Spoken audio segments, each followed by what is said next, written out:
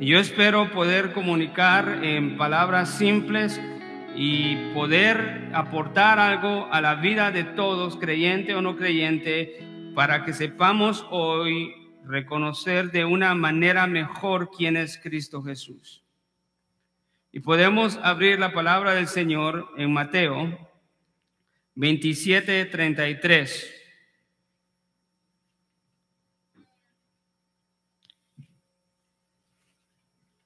¿Y ahí cómo está? Voy a leer unos cuantos versos, pero son importantes. Y dice la palabra del Señor en Mateo 27:33, cerca de la crucifixión de Cristo Jesús. Cuando llegaron al lugar llamado Gólgota, que significa lugar de la calavera, le dieron a beber vino mezclado con hiel. Después de probarlo, no lo quiso beber. Y habiéndole crucificado, se repartieron sus vestidos echando suertes. Y sentados le custodiaban allí y pusieron sobre su cabeza la acusación contra él, que decía: este es el rey de los judíos. Entonces fueron crucificados con él 2 ladrones, uno a la derecha y el otro a la izquierda.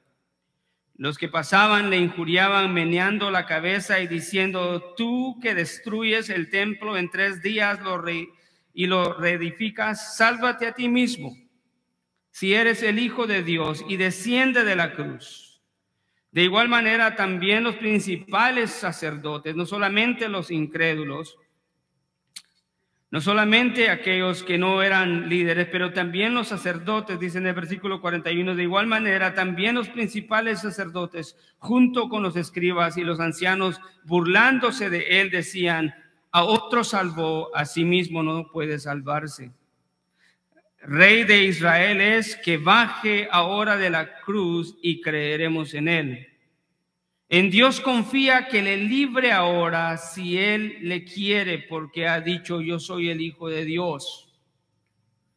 En la misma forma le injuriaban también los ladrones que habían sido crucificados con él. No había piedad, ¿verdad? Hasta los ladrones que estaban siendo crucificados con él le injuriaban. Y desde la hora sexta hubo oscuridad sobre la tierra hasta la hora 9, y alrededor de la hora 9 Jesús exclamó con gran voz diciendo: Elí, Elí, lama sabactani, esto es: Dios mío, ¿por qué me has abandonado? Algunos de los que estaban allí al oírlo decían: este llama a Elías. Y al instante uno de ellos corrió y tomando una esponja la empapó en vinagre y poniéndola en una caña le dio a beber. Pero los otros dijeron: deja, veamos si Elías viene a salvarle. Entonces Jesús, clamando otra vez, exhaló el espíritu, y he aquí el velo del templo se rasgó en 2 de arriba abajo, y la tierra tembló, y las rocas se partieron, y los sepulcros se abrieron, y los cuerpos de muchos santos que habían dormido resucitaron. Y saliendo, escuche esta escena, y saliendo de los sepulcros después de la resurrección de Jesús, entraron a la santa ciudad y se aparecieron a muchos. El versículo 54 es algo que nos debe dejar sorprendidos.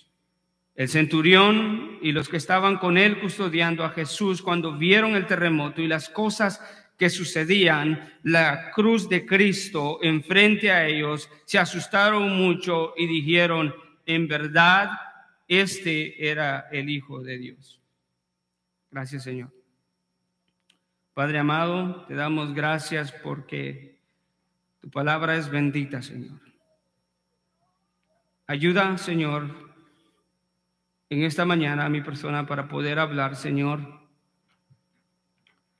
de una manera simple pero no simplista, Señor, acerca de la grandeza de la persona de Cristo, su obra. Y que nosotros podamos comprender, Señor, y añadir algo más a nuestra vida el día de hoy, tan importante. Gracias, Padre. Te damos gracias en el nombre de tu Hijo amado Jesucristo. Amén. La importancia de conocer quién es Cristo. Y yo podría decir que podríamos hablar de la importancia de conocer quién es Cristo muerto y resucitado. Preguntar quién es Cristo es una de las preguntas más importantes que se le puede hacer a cualquier ser humano. ¿Conoces a Jesús? ¿Conoces al Rey? ¿Conoces al Dios creador? ¿Conoces al que tiene el poder por toda la eternidad? ¿Conoces al personaje que murió en una cruz, pero que al tercer día resucitó? ¿Lo conoces? La respuesta a esa pregunta tiene consecuencias eternas. Eternas para una vida con Él o una vida separada de Él. Un pastor, el doctor S.M. Lockridge, un pastor afroamericano de Texas, por el lado de Tyler, fue el pastor de la Iglesia Bautista del Calvario en San Diego desde el año 1953 hasta los años 1980. Y después de la Biblia, yo no he escuchado o leído unas palabras que exalten tanto a Cristo como las siguientes, como con el fin de dar a conocer quién es Cristo Jesús. Él dijo estas palabras al final de un sermón titulado Amén. Las palabras de este pastor, el doctor S.M. Lockridge, se las voy a leer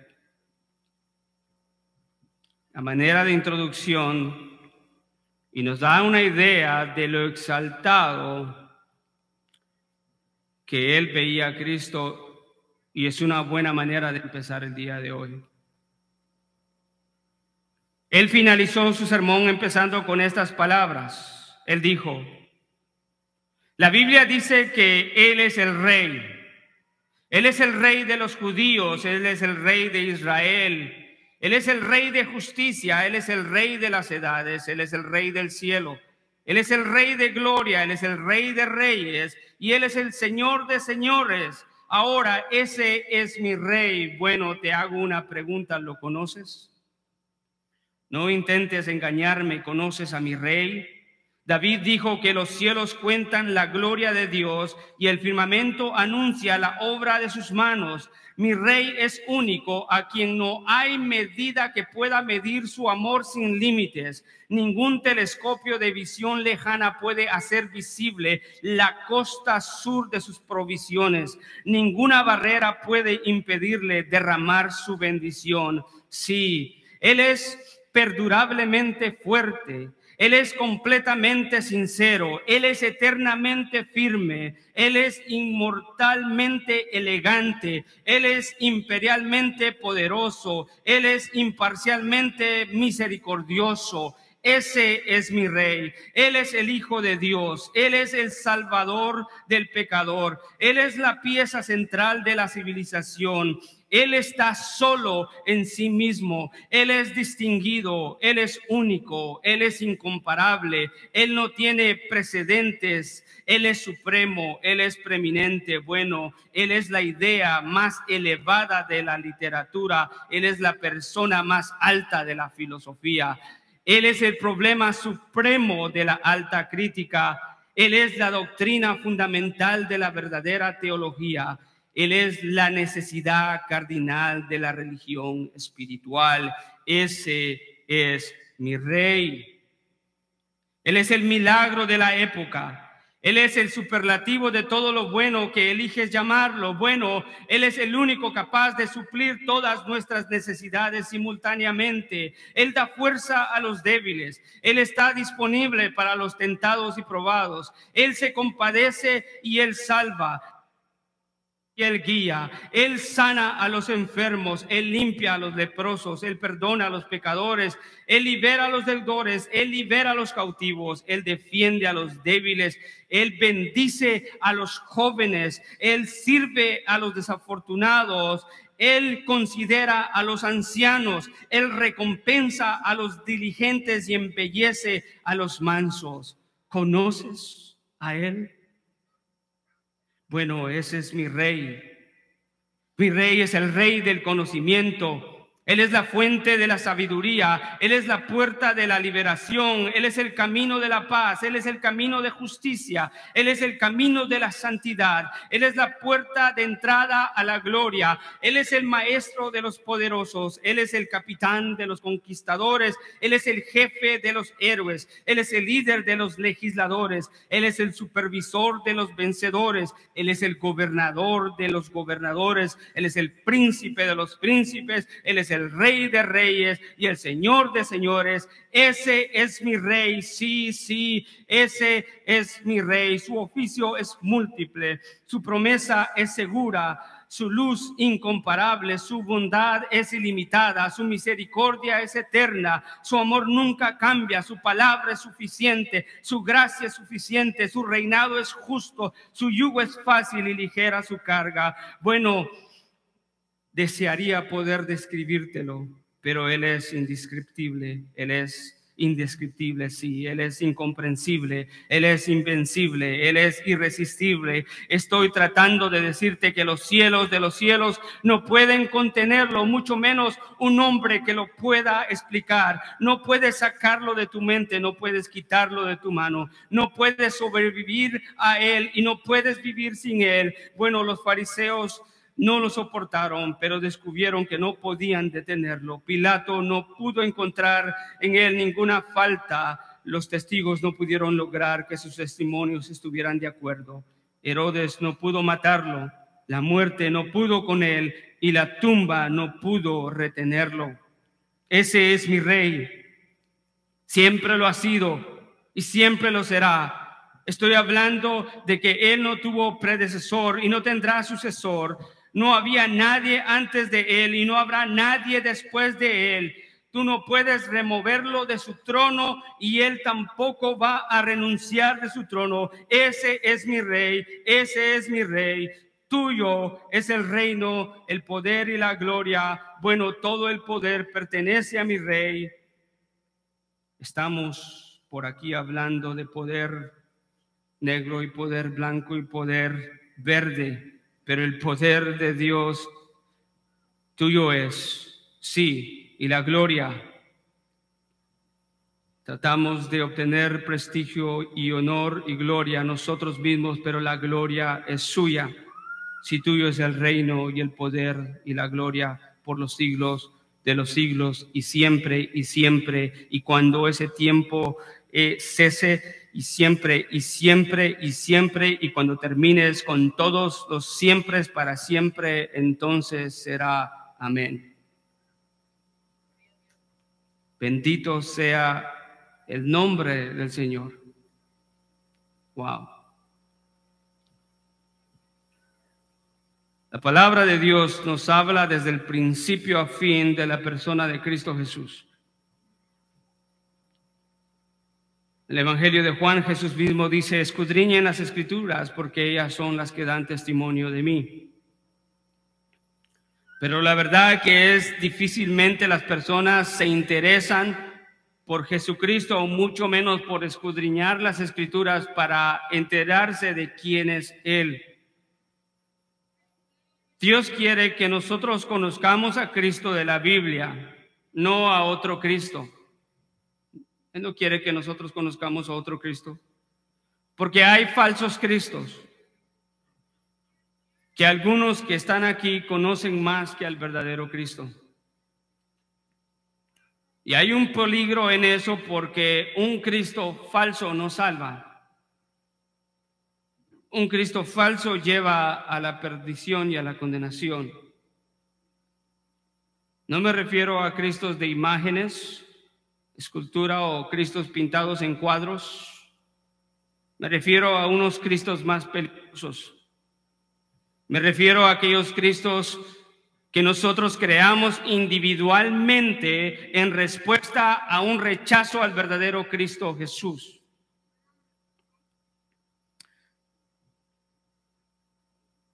Porque el Cristo que la Biblia nos enseña es un Cristo que demanda de nosotros nuestra vida total, por la única razón que Él dio todo por nosotros. Y puede que el Cristo en el que tú crees no sea admirable para que te atrevas a rechazarlo. O puede que el Cristo que tú creas no sea admirable como lo que acabamos de leer y te atrevas a desobedecerle. Puede que este Cristo sea un Cristo religioso, puede que este sea un Cristo intelectual o un Cristo que me ayuda en mi vida social, o puede que sea un Cristo amuleto para la buena suerte al cual yo también le puedo pedir todas las cosas que deseo cuando yo quiero o cuando me encuentro en necesidad. O puede ser que sea un Cristo que es una excusa para ayudarme a alcanzar mis objetivos aparentemente piadosos, o peor aún, puede que este sea un Cristo en el que yo creo que es mi sirviente, que está ahí en todo tiempo cuando yo quiero algo, lo necesito y se lo demando. Pero Dios no quiere que perdamos el tiempo en esa clase de Cristos falsos.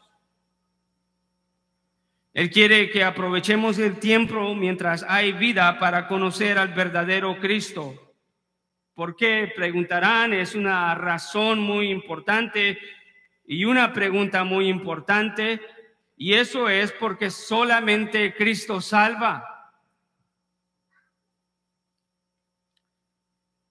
En el texto que leímos, un centurión romano pagano encargado de custodiar a Jesús mientras la crucifixión se llevaba a cabo, llegó a la conclusión, después de ver la escena de la crucifixión de Cristo, el terremoto y la resurrección de los santos, él llegó a la conclusión y dijo: este verdaderamente era el Hijo de Dios. Lo triste de nuestros días es que hay muchos que por causa del pecado, aún en este día y en esta hora, no pueden llegar a esa conclusión. Y no pueden decir, este verdaderamente es el Hijo de Dios. La Biblia no nos dice si esa confesión de él fue para ser salvo o no. Eso no me interesa ahora. Lo que me interesa es que él reconoció que el que estaba ahí en la cruz del Calvario es el Hijo de Dios. Pero el pecado de muchos nos impide llegar a esta conclusión y decir esto.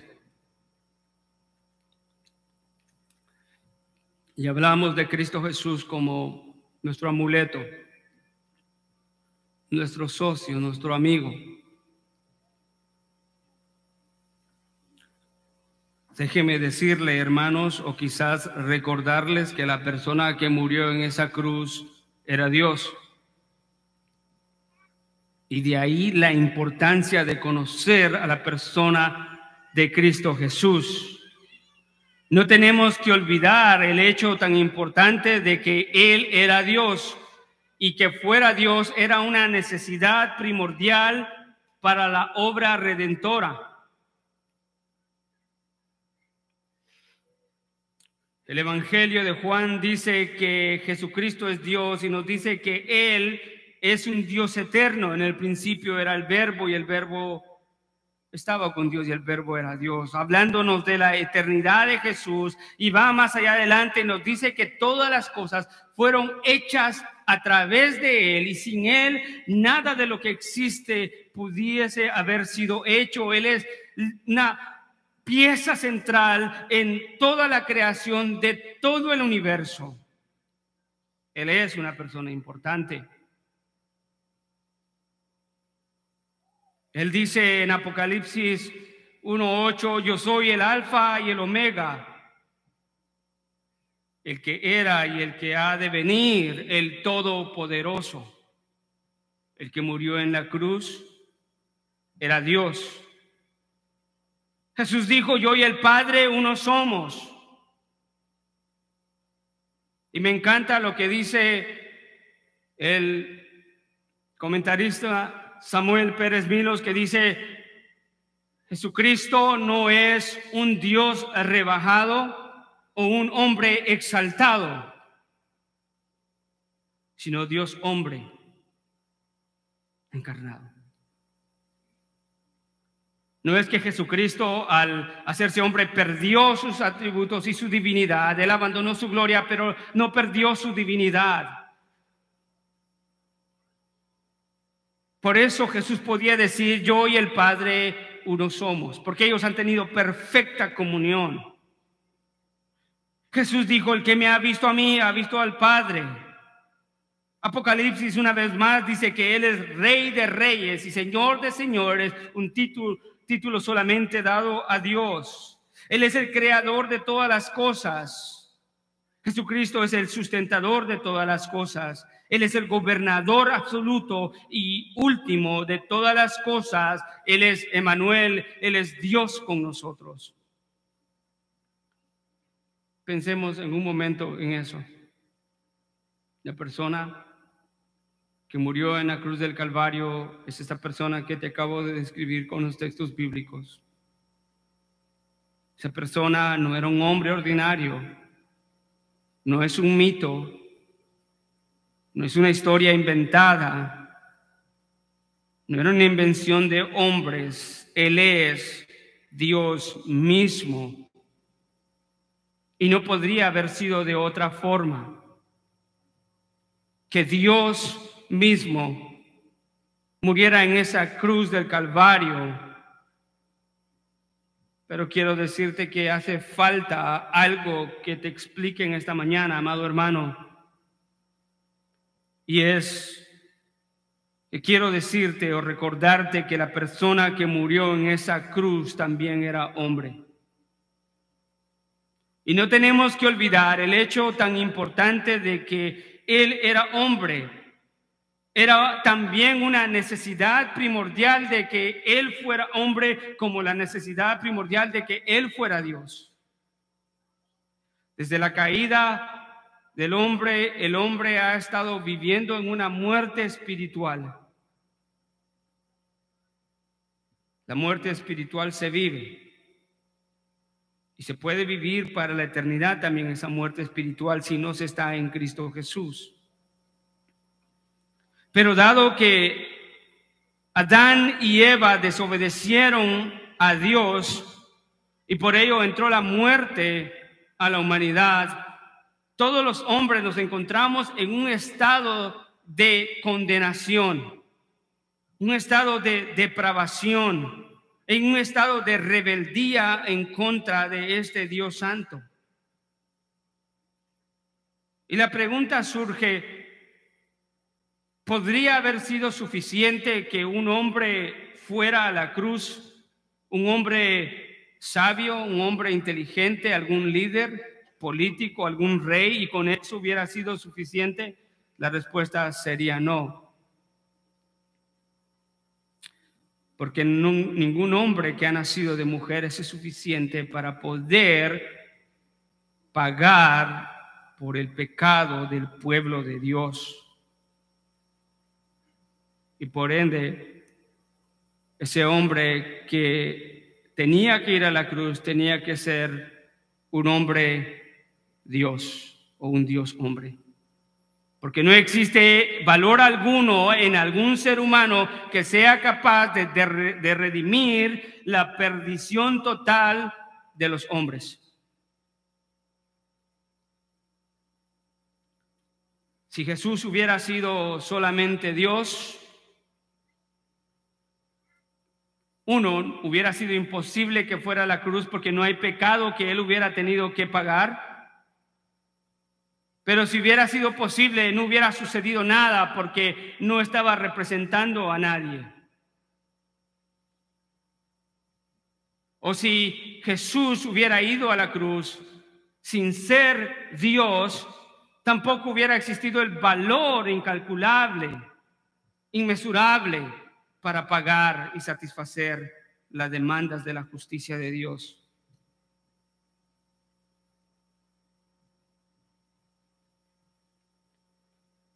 Tanto en la doctrina que nosotros creemos de la naturaleza de Jesucristo, que es plenamente Dios y plenamente hombre, existen ahí en la Biblia y en el plan y en la sabiduría de Dios, para que al morir Jesucristo en la cruz del Calvario tuviera el valor divino de aquel que es santo y perfecto y sin mancha, que cumplió la ley a la perfección, pero al mismo tiempo en representación Jesús hombre por toda la humanidad.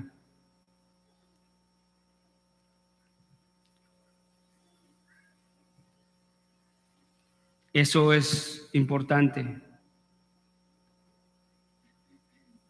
En ocasiones Jesús se turbó, tuvo hambre, tuvo sed, estuvo cansado, se sintió turbado. Él dijo: ahora está angustiada mi alma, Padre, sálvame de esta hora.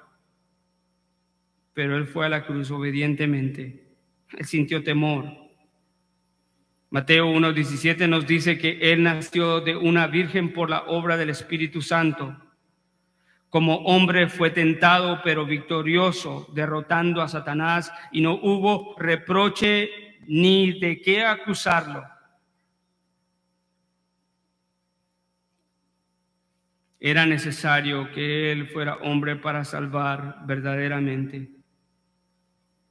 No cometamos el error que cometieron los sacerdotes y los escribas y los hombres que al mirar la cruz del Cristo clavado, sufriendo, meneaban la cabeza y lo menospreciaban y solo hacían la cabeza para los lados diciendo: si es Dios, que baje de esa cruz. El mismo pastor S.M. Lockridge dice que en ese evento, cuando Jesucristo estaba siendo crucificado, aún lo perjuraban los dos malhechores y todos le decían: si eres verdaderamente el Hijo de Dios, baja de esa cruz, si eres el Rey de Israel. Y él dice que Jesús no respondió a ninguna de sus palabras, pero que quizás ese silencio de Jesús les estaba diciendo: espera a que venga el domingo y verás que es mucho mejor levantarse de una tumba que bajarse de esa cruz. Gloria a Dios por su sabiduría y su misericordia. Que no seamos como los hombres que ven a Jesús y lo menosprecian, ignorando de que es Dios mismo, que fue al gran esfuerzo y tarea de abandonar su gloria para venir y estar con nosotros y vivir en medio de nosotros, para morir por nosotros. Humillarse hasta lo sumo, como dice Filipenses 2, y ser obediente hasta la muerte, que es la muerte de cruz. Déjame decirte que la persona que murió en esa cruz también es salvador de su pueblo, y que en esa cruz Él pagó los pecados del que cree en Él.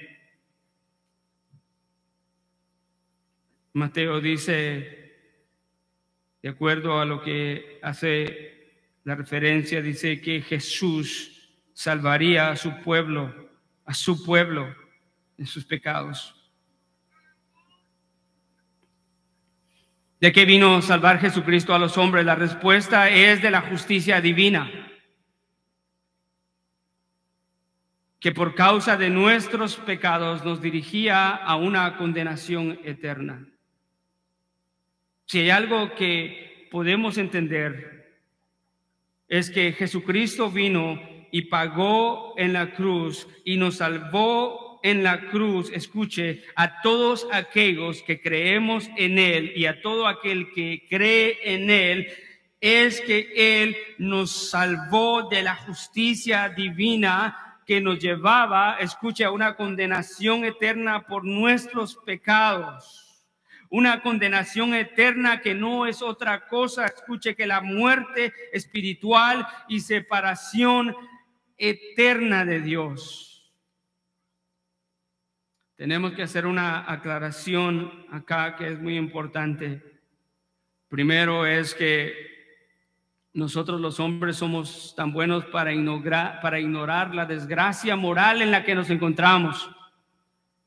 Todos los hombres somos excelentísimos para ignorar la desgracia moral en la que nos encontramos delante de Dios. Nos gusta pensar que somos buenas personas y que Dios sabe que tenemos un buen corazón y que nuestras buenas obras serán suficientes para la salvación. O que Dios va a ignorar toda mi vida y me va a excusar y que cuando yo muera me va a llevar al cielo. Eso la Biblia dice que no es así.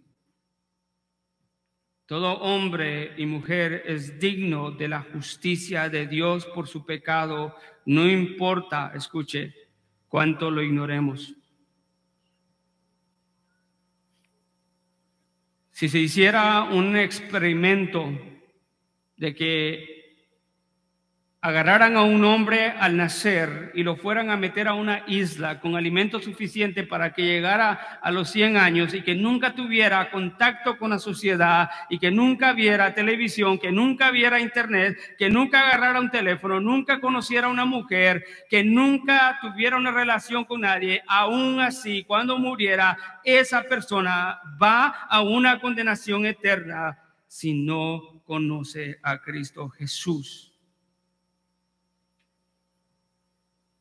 Es imposible ir al cielo fuera de Cristo Jesús, el Dios hombre que salva y perdona pecados. Si es imposible apartarse del pecado, aún así te vayas a una isla remota, ¿cuánto será viviendo en medio de una sociedad caída, perversa y contaminada que nos ha enseñado a excusarnos de que nada importa, que Dios es tan amoroso y tan bondadoso que perdonará mis pecados y pasará por alto su justicia? Es imposible que estemos en medio de una corrupción y no necesitar un Salvador. En el encuentro entre Nicodemo y Jesús, Él le dijo, es necesario nacer de nuevo para entrar en el reino de los cielos. Nicodemo, siendo maestro de la ley, dice, pero ¿cómo podrá ser? ¿Podré entrar al vientre de mi madre y nacer una vez más? Aunque fuera posible entrar al vientre de tu madre otra vez, lo cual no es posible, pero aún así fuera posible, no es ese nacimiento del que Jesucristo estaba hablando, porque pudieras nacer de nuevo de un vientre de una mujer y cada una de tus células gritaría pecado, pecado, rebeldía, rebeldía. Sin Cristo estamos perdidos. No importa cuánto me lave, no importa a qué consejero yo vaya, no importa cuánto yo justifique en mi mente que lo que estoy haciendo es correcto. El estándar para probar lo que Dios aprueba como justo es Dios mismo. Y la única justicia que Él ha aprobado es la justicia de su Hijo en la cruz del Calvario, y solamente aquellos que se amparan a esa justicia podrán, sin sus méritos, ser justificados.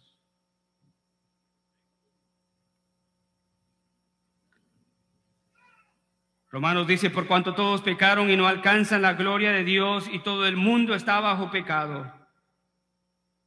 Es claro que todo el mundo está bajo pecado. No hay ni uno que pueda decir yo no tengo pecado, o que diga mis pecados son perdonables, son aceptables. Son perdonables sí en Cristo Jesús, pero no son perdonables fuera y sin Cristo Jesús. La segunda aclaración es que no es que nosotros seremos condenados en el futuro, sino que ahora mismo aquellos que no creen en Jesucristo, la Biblia dice que la ira de Dios permanece sobre ellos. Wow. Aquellos que no creen, no es que la ira de Dios va a caer sobre ellos, ya está sobre ellos. Debido a la condición caída de la humanidad, pero a menos de que vengan a Cristo Jesús y crean en Él, confíen en Él, se arrepientan de sus pecados, sabemos que esa justicia o la ira de Dios que permanecía, que iba a ser derramada sobre nosotros, fue derramada en Cristo Jesús en anticipación. La ira de Dios, escuchen, no es otra cosa que la justicia de Dios aplicada a los pecadores. La única solución es que creamos en Cristo Jesús, porque la paga del pecado es muerte, pero la dádiva de Dios es vida eterna en Cristo Jesús. Una más, déjame decirte o recordarte que la persona que murió en la cruz y fue enterrado no se quedó ahí. Déjame decirte que Jesucristo resucitó y está sentado a la diestra del Padre.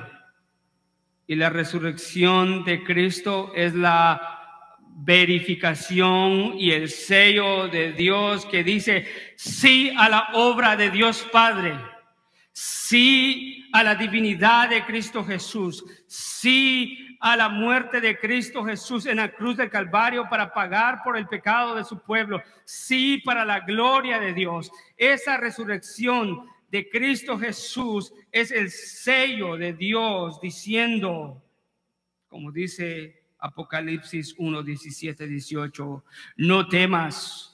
Yo soy el primero y el último y el que vive, y estuve muerto y aquí estoy vivo por los siglos de los siglos, y tengo las llaves de la muerte y del Hades.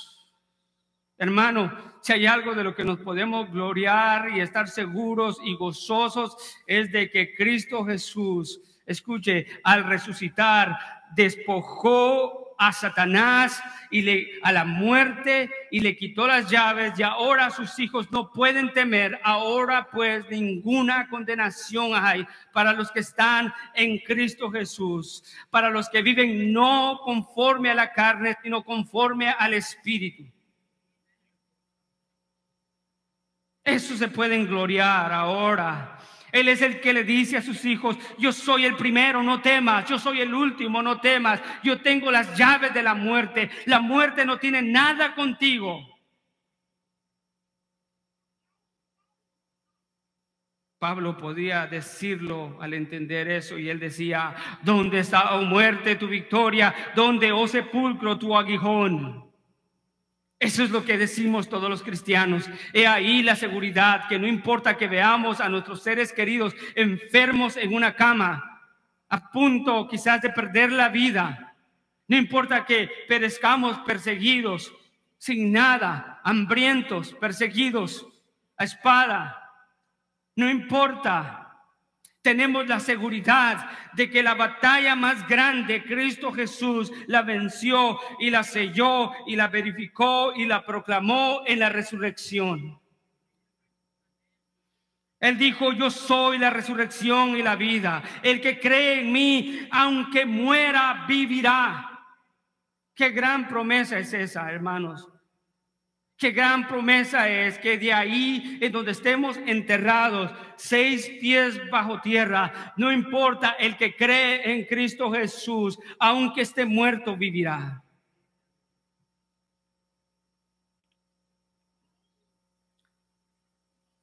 ¿Qué nos queda? La persona que nos presenta la cruz no era un simple amuleto, o para que lo reduzcamos a un cuadro, a una imagen o a un peligroso Cristo creado por mi rechazo al verdadero Cristo. Él es la única manera de poder ser salvo, porque Él es Dios plenamente y Él es hombre plenamente, y era el único que podía pagar y recuperar y restaurar la depravación del hombre. Entender a otro Cristo es la cosa más triste que le puede pasar al hombre, porque puede pasar años y años en una iglesia.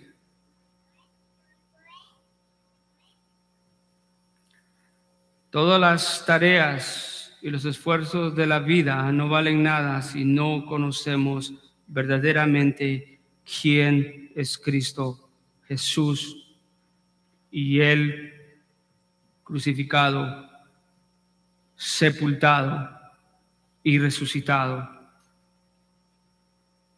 Toda la gloria para Él. ¿Qué tenemos que hacer?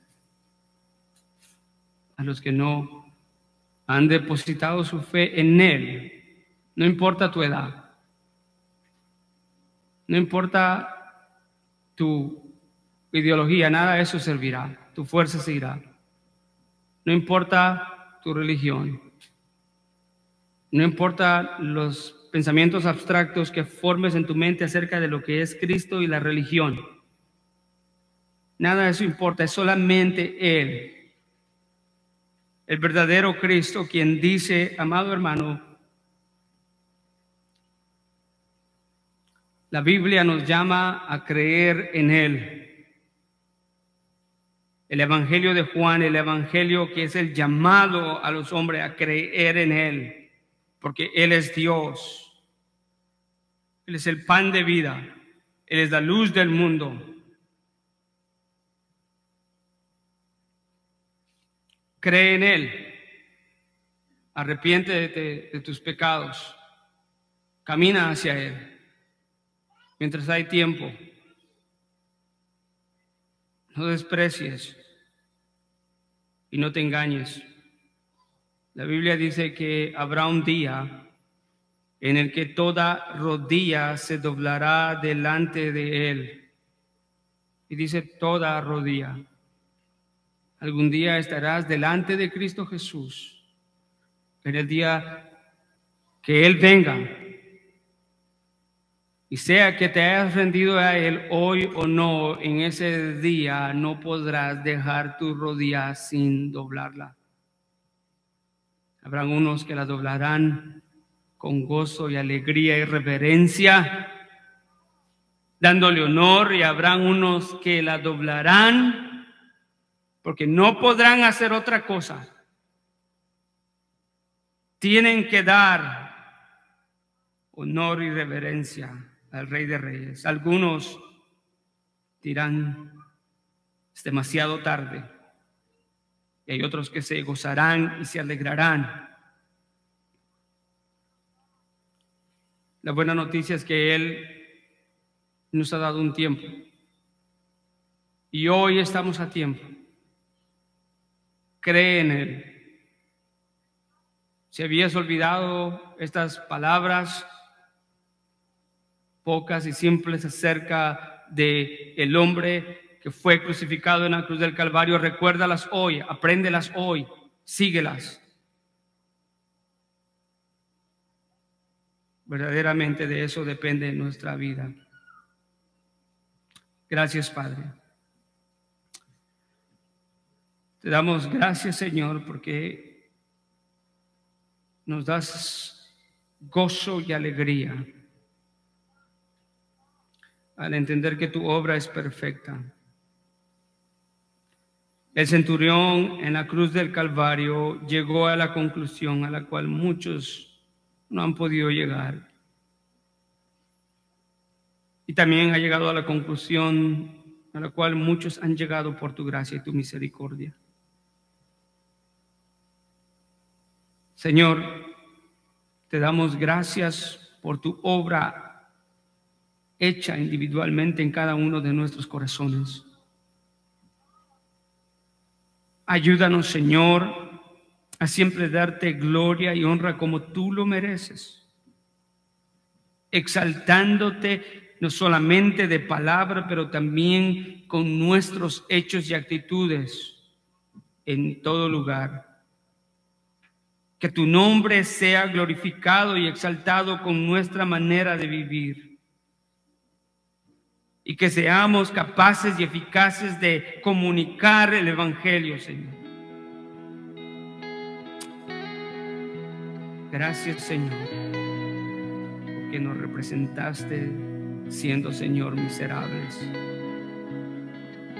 Y llevaste, Señor, nuestro pecado a la cruz del Calvario. Y nos hiciste libres para la gloria de tu nombre. Amén.